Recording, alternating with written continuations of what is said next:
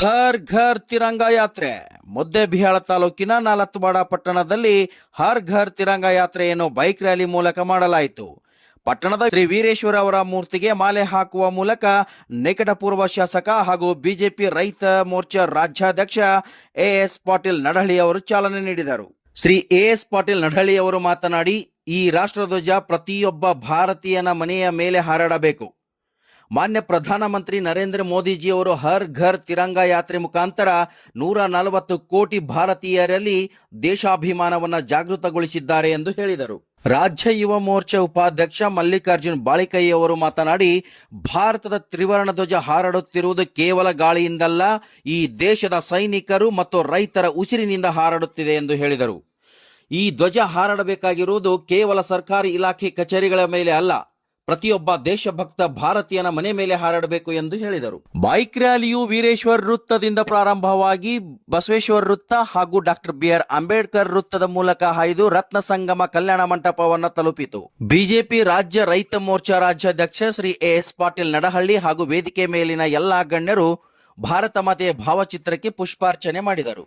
ಈ ಕಾರ್ಯಕ್ರಮದಲ್ಲಿ ರಾಜ್ಯ ಯುವ ಮೋರ್ಚಾ ಉಪಾಧ್ಯಕ್ಷ ಮಲ್ಲಿಕಾರ್ಜುನ್ ಬಾಳಿಕೈ, ಬಿಜೆಪಿ ಜಿಲ್ಲಾಧ್ಯಕ್ಷ ಗುರುಲಿಂಗಪ್ಪಗೌಡ ಅಂಗಡಿ, ಬಿಜೆಪಿ ಮುದ್ದೇಬಿಹಾಳ್ ಮಂಡಲದ ಅಧ್ಯಕ್ಷ ಜಗದೀಶ್ ಪಂಪಣ್ಣವರ್, ಪ್ರಧಾನ ಕಾರ್ಯದರ್ಶಿ ಸಂಜು ಬಾಗ್ಯಾವಾಡಿ, ಗಂಗಾಧರ್ ನಾಡಗೌಡ್ ಮುನ್ನಾದಣಿ, MS ಪಾಟೀಲ್, ಸೋಮನಗೌಡ ಬಿರಾದಾರ್, ಕೆಂಚಪ್ಪಣ್ಣ ಬಿರಾದಾರ್, ರೇಖಾ ಕೊಂಡಗೂಳಿ, ಯುವ ಮೋರ್ಚಾ ಅಧ್ಯಕ್ಷ ಗಿರೀಶ್ ಗೌಡ ಪಾಟೀಲ್, ಶಂಕರಗೌಡ ಶಿವಣಗಿ, ನಾಗೇಶ್ ಕೌಡಿಮಟ್ಟಿ ಹಾಗೂ ಮಾಜಿ ಸೈನಿಕರು ಮತ್ತು ಎಲ್ಲ ಬಿಜೆಪಿ ಕಾರ್ಯಕರ್ತರು, ಯುವಕರು, ಮಹಿಳೆಯರು ಪಾಲ್ಗೊಂಡಿದ್ದರು.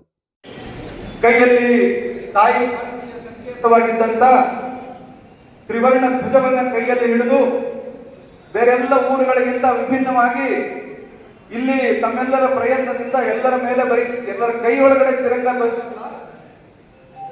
ನಮ್ಮ ತಲೆ ಒಳಗಡೆ ನಮ್ಮ ಬುದ್ಧಿಯಿಂದ ಯಾವತ್ತಿಗೂ ಕೂಡ ತಾಯಿ ಭಾರತೀಯ ನೆನಪು ಒಂದು ಚೂರು ಮಾಸಬಾರದು ಅನ್ನೋ ಕಾರಣಕ್ಕಾಗಿ ತಲೆ ಮೇಲೆ ಕೂಡ ತ್ರಿವರ್ಣ ಪೇಟವನ್ನ ಹಾಕೊಂಡು ನಾವೆಲ್ಲರೂ ಒಂದು ಅದ್ಭುತವಾಗಿರುವಂತ ಬೈಕ್ ಅನ್ನ ಮಾಡಿ ಮುಗಿಸಿದ್ದೇವೆ.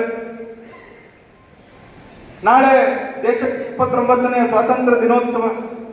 ಯಾಕೆ ತಿರಂಗ ಯಾತ್ರೆ? ತಿರಂಗ ಯಾತ್ರೆಯನ್ನ ಹಿಂದೆಂದೂ ಮಾಡದೇ ಇರುವಂತ ತಿರಂಗ ಯಾತ್ರೆಯನ್ನ ನಾವು ಯಾಕೆ ಇವತ್ತು ಮಾಡಬೇಕು? ಸ್ವಾತಂತ್ರ್ಯ ದಿನೋತ್ಸವ ಅನ್ನುವಂಥದ್ದು ಕೇವಲ ಸರ್ಕಾರಿ ಕಚೇರಿಗಳು, ಶಾಲಾ ಕಾಲೇಜುಗಳು, ಪೊಲೀಸ್ ಸ್ಟೇಷನ್ಗಳು, ಸರ್ಕಾರಿ ಇಲಾಖೆಗಳ ಆವರಣದಲ್ಲಿ ಸರ್ಕಾರಿ ಅಧಿಕಾರಿಗಳು, ಶಾಸಕರು, ಸಂಸದರು ಮಾತ್ರ ಹಾರಿಸ್ತಾ ಇದ್ದಂತ ತಿರಂಗ ಧ್ವಜದ ಒಂದು ಉತ್ಸವವನ್ನ, ಸ್ವತಂತ್ರೋತ್ಸವವನ್ನ ನೋಡಿದಂಥವ್ರು ನಾವೆಲ್ಲ. ಆದ್ರೆ ಕಳೆದ 3-4 ವರ್ಷಗಳಿಂದ ದೇಶಕ್ಕೆ 75ನೇ ವರ್ಷದ ಸ್ವಾತಂತ್ರ್ಯೋತ್ಸವವನ್ನ ಈ ದೇಶದ ಹೆಮ್ಮೆಯ ಪ್ರಧಾನಮಂತ್ರಿ ನರೇಂದ್ರ ಮೋದಿ ಅವರು ತೀರ್ಮಾನ ಮಾಡಿ, ಸ್ವತಂತ್ರೋತ್ಸವ ಅಂತ ಹೇಳಿದ್ರೆ ಬರೀ ಸರ್ಕಾರಿ ಇಲಾಖೆಗಳಿಗೆ ಸೀಮಿತ ಆಗಬಾರದು. ಸ್ವತಂತ್ರ ದಿನೋತ್ಸವ ಅನ್ನುವಂಥದ್ದು, ತ್ರಿವರ್ಣ ಧ್ವಜ ಅನ್ನುವಂಥದ್ದು ಕೇವಲ ಶಾಲಾ ಕಾಲೇಜು ಮಕ್ಕಳು ಜೆಂಡಾ ಹಾರಿಸಿ, ಸ್ವೀಟ್ ತಿಂದು, ಚಾಕ್ಲೇಟ್ ತಿಂದು ಮನೆಗೆ ಹೋಗೋದಕ್ಕೆ ಸ್ವಾತಂತ್ರ್ಯದ ದಿನೋತ್ಸವ ಸೀಮಿತ ಆಗಬಾರದು. ಭಾರತದ ತಿರಂಗ ಧ್ವಜ ಹಾರಾಡ್ತಾ ಇರುವಂತದ್ದು ಕೇವಲ ಗಾಳಿಯಿಂದಲ್ಲ, ಈ ದೇಶದ ಸೈನಿಕರು, ರೈತರ ಉಸಿರಿನಿಂದ ತಿರಂಗ ಧ್ವಜ ಹಾರಾಡ್ತಾ ಇದೆ. ಮನೆ ಮೇಲೆ ರಾಷ್ಟ್ರಧ್ವಜವನ್ನು ಹಾರಿಸಬೇಕು. ಯಾಕೆ ಉಸ್ತುವಾಗಿ ಮಾಡಿ? ಹಿಂದೆ ಕಾಂಗ್ರೆಸ್ ಪಕ್ಷ ಅಧಿಕಾರದಲ್ಲಿದ್ದ ಸಂದರ್ಭದಲ್ಲಿ ದೇಶಕ್ಕೆ ಸ್ವಾತಂತ್ರ್ಯ ಬಂದು ಇಷ್ಟು ವರ್ಷ ಆದಾಗಲೂ ನರೇಂದ್ರ ಮೋದಿಜಿಯವರು ಬರೋವರೆಗೆ, ನರೇಂದ್ರ ಮೋದಿಜಿಯವರು ಅಧಿಕಾರಕ್ಕೆ ಬರೋವರೆಗೆ ಸ್ವಾತಂತ್ರ್ಯೋತ್ಸವ, ಗಣರಾಜ್ಯೋತ್ಸವ ಅಂತಂದ್ರೆ ಕೇವಲ ಅಧಿಕಾರಿಗಳಿಗೆ, ರಾಜಕಾರಣಿಗಳಿಗೆ ಸೀಮಿತ ಮಾಡಬೇಕು.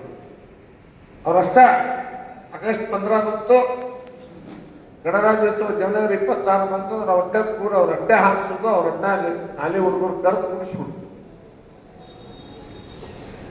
ಜನಸಾಮಾನ್ಯರಲ್ಲಿ, ಭಾರತೀಯರಲ್ಲಿ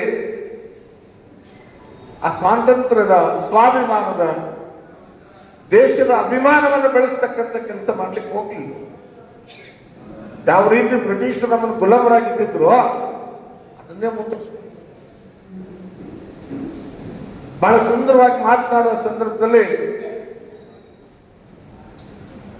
ಮಲ್ಲಿಕಾರ್ಜುನ್ ಬಾಳಿಕೆ ಅವರು ಹೇಳಿದ್ರು ಮತ್ತು ರೇಣುಕ ನಮ್ಮ ರೇಖಾ ಕೊಂಡಗೂಳಿ ಮಾತಾಡೋ ಸಂದರ್ಭದಲ್ಲಿ ಕೆಲವು ಮಾತು ಹೇಳಿದ್ರು. ರಾಜಕಾರಣಿಗಳ ಮಕ್ಕಳು ರಾಜಕಾರಣಿಗಳಾಗ್ತಾರೋ, ಡಾಕ್ಟರ್ ಮಕ್ಕಳು ಡಾಕ್ಟರ್ ಆಗ್ತಾರೋ, ಅದ್ರ ದೇಶಕ್ಕೆ ಕಾಯುವ ಸೈನಿಕರ ಮಕ್ಕಳು ಯಾರ ಮಕ್ಕಳು ಅಂದ್ರೆ ಅವ್ರು ರೈತರ ಮಕ್ಕಳು, ಸಾಮಾನ್ಯರ ಮಕ್ಕಳು ಅನ್ನುವಂಥ ಮಾತನ್ನು ಬಹಳ ಸೂಕ್ಷ್ಮ.